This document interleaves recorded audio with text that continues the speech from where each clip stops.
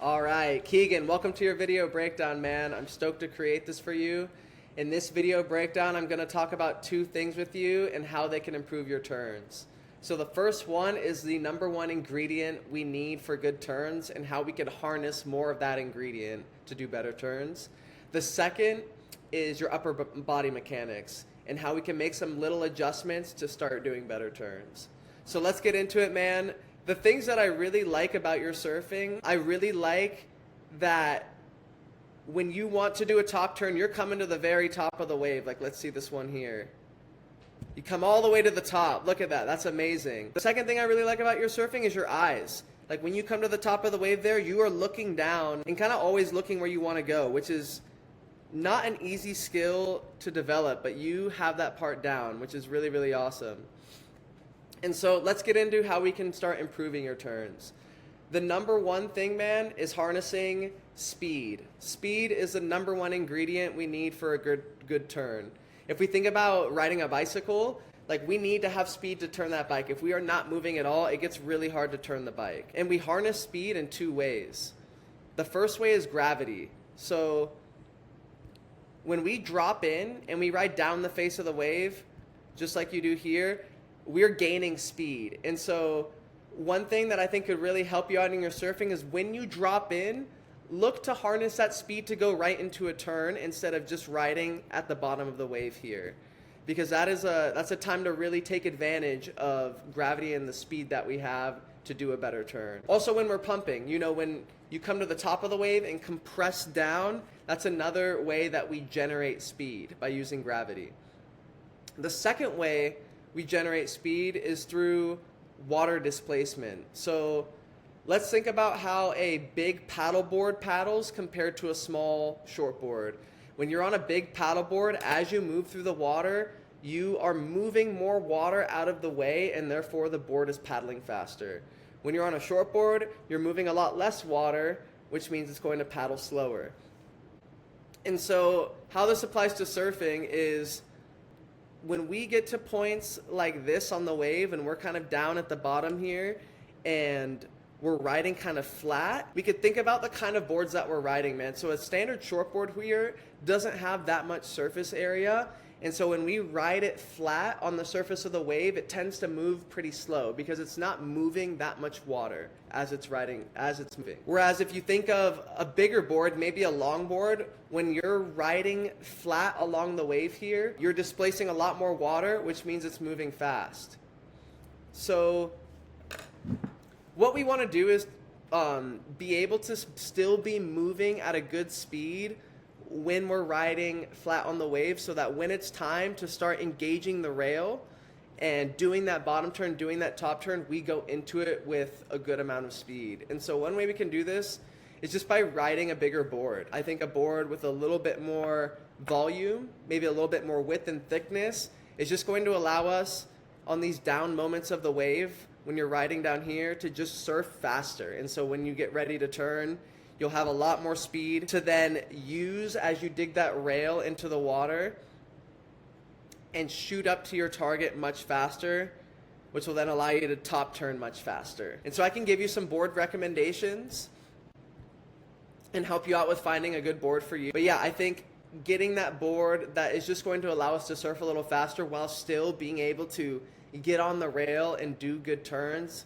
is going to be crucial. And so the second thing I want to talk about is our upper body mechanics. And so I have this clip here of Taylor Jensen, who is a longboarder but really rips these big boy shortboards. I think he's on a 6'4", 41 liter shortboard here. The dimensions were in the video. But I just want to point out what he's doing on this cutback here with his upper body. So we can start right here. I want you to take a look at his right arm on his bottom turn. His right arm swings back here. And so if we think about changing direction on a surfboard, it really works from the top down. First, we change direction with our head. Where our eyes are going, where we look is where we go. Then our chest follows our head, or it should follow our head. So where we point or rotate our chest is going to affect the direction of the surfboard. And then lastly, our lower body. We need to be putting the right inputs on the board to have the surfboard, we need to be putting the right inputs with our lower body on the surfboard to then follow our chest and our head to properly change direction on the board. But if we just look at the upper body of Taylor Jensen here, we see when he goes to bottom turn, he swings this right arm. We can watch it one more time.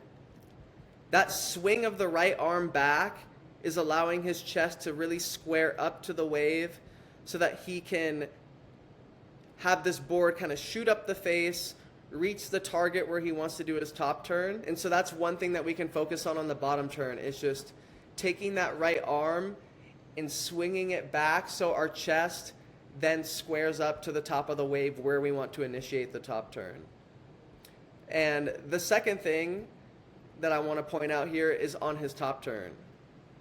So if we look here, let me move myself over. If we look here at his upper body, we see that this right arm is starting to rotate this way. And this arm is dropping, which is allowing his chest to start to rotate like this, which means his board is then going to fall and start traveling down the face of the wave, wrapping back into the pocket.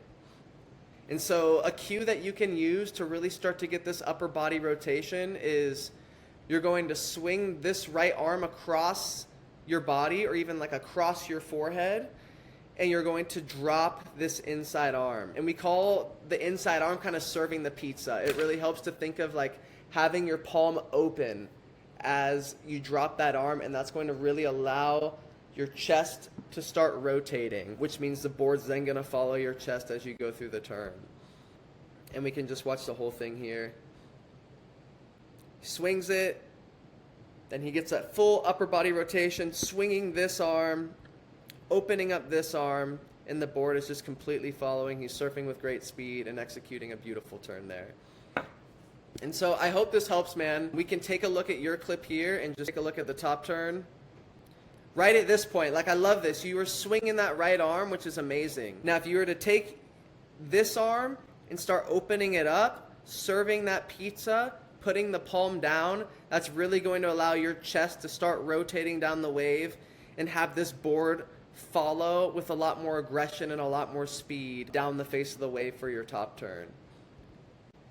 And so those are the things that you can do to improve your turns, man. I think harnessing speed, which, you know, from the very beginning of the drop, going right into a turn because we just harnessed some good speed, riding a bigger board so that we can have more speed through the down times on the wave where we're surfing a little bit more flat, and then that upper body twist, really taking your right arm, putting it across your body and serving the pizza, opening up with that bottom arm. If you have any questions, man, I'd love to help you with some board recommendations. If you have any questions about any of this, let's talk and keep surfing, man. Cheers.